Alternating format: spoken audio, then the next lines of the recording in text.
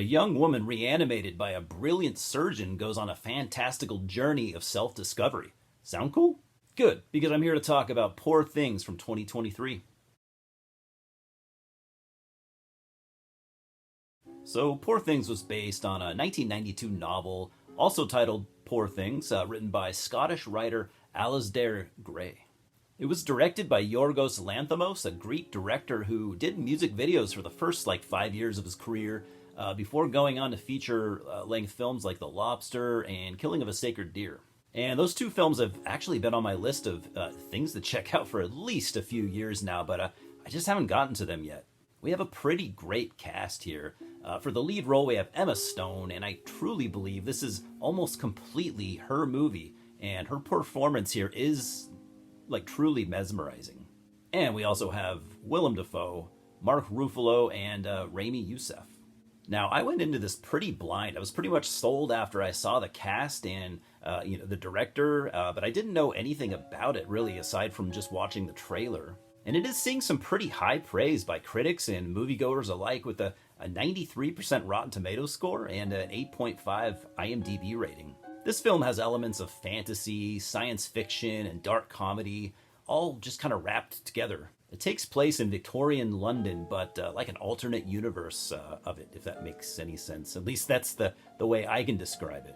Dr. Godwin Baxter, played by Willem Dafoe, is a legendary surgeon who reanimates a young woman who he calls Bella, who had plunged off of a bridge to her death, all while pregnant. He does this by replacing Bella's brain with the still alive brain of her unborn child.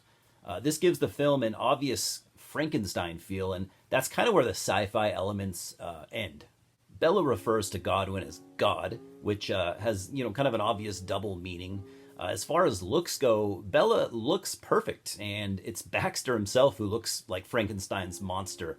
And you slowly learn about his past as the film kind of progresses. He has grown very attached to Bella, and he loves her. He sees himself as a bit of a father figure. He refers to her as his experiment, since he is a man of science, but he is very protective of her.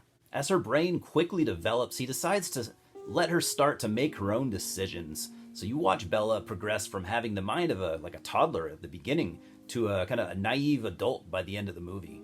Rami Youssef plays Max McCandles, a student of Godwin Baxter, who had been chosen by Baxter as his personal assistant. His job is to document Bella's daily progress, and from spending so much time with her, he becomes kind of infatuated and asks her to marry him. He turns in a great performance here. Max is a soft-spoken guy with a big heart. He idolizes Baxter, and he also becomes very protective of Bella. And there's yet another good performance given to us by Mark Ruffalo as Duncan Wedderburn, a kind of pompous and despicable lawyer who tries to steal Bella away from Max by inviting her on a trip across Europe. And this is where you learn the difference between Max and other men in Bella's life, both past and present. Max treats her as an individual who needs to be able to make her own decisions, as painful as it might feel to him. She is not property. If things are meant to be, she will come back to him.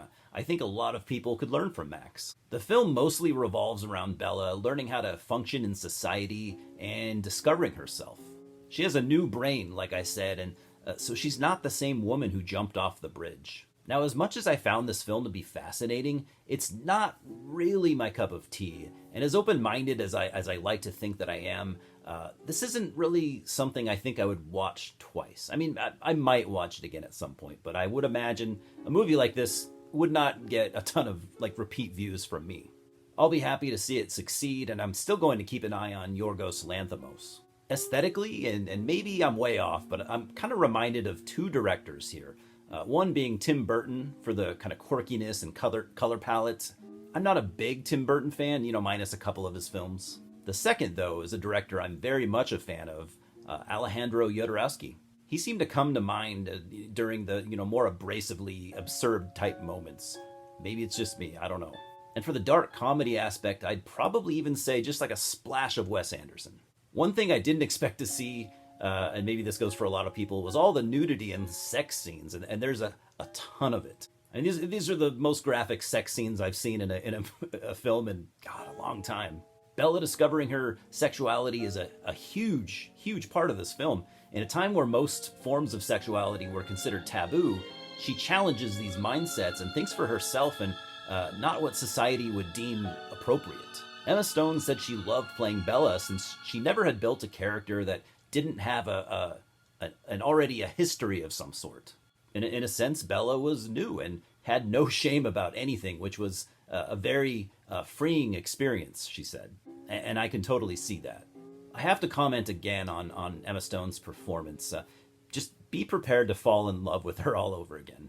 I wish this kind of film was more my thing, but that said, at 2 hours and 12 minutes, I was pretty engaged the entire time, and I was definitely taken away into this fantastical version of this period in time. To fans of art films, I would highly recommend this to you. You are the target audience. For everyone else, this might not be your thing, but I think it's important to have an open mind because there's so much art out there to be appreciated. I'm going to give Poor Things a 7.5 out of 10. Sure, that's a little low compared to some, but that's a score that I'm comfortable with on a personal level. I love Emma Stone and Willem Dafoe even more now, and that alone was worth the price of admission. Cheers, guys.